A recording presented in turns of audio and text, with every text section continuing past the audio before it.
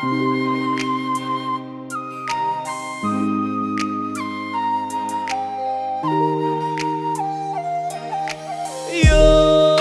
ងមិនមែនជាសង្សារអារម្មណ៍បងប្រាប់ថាម្ដេចក៏នៅគ្រូបស្ងួនខ្លាំងម្ល៉េះ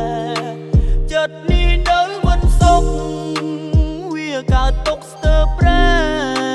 មើលទៅអារម្មណ៍នេះលួចស្នេហ៍គេទៅហើយតើគួរធ្វើយ៉ាងណាចង់ស៊ើបសួរជីវ៉ា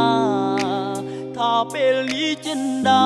អូនមានសង្សារឬនៅបើមិនទាន់មានទេ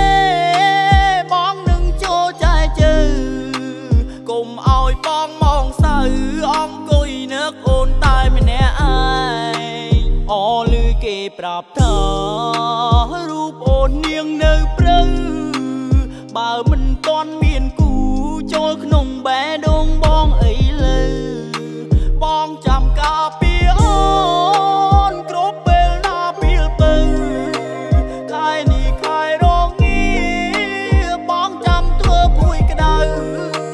មិនអោយលំបាកទេ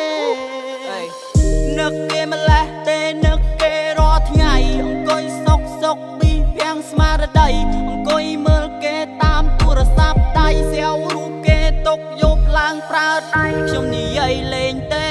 កុំប្រកាន់ខ្ញុំព្រោះមាត់ខ្ញុំទំនេរគ្មានសង្សារវាឯកាម្លេះទេធ្វើសង្សារបងតន់បងនៅទំនេរឆ្លើយថាអូខេបើសិនជាអូនព្រមបងនឹងធ្វើតាមរូបមាសមេចង់បានអ្វីក៏បានក៏បងទិញឲ្យដែរនីលកាស្បែកជើងឲ្យតែអូនហ៊ានស្នេហ៍តែយ៉ាងណា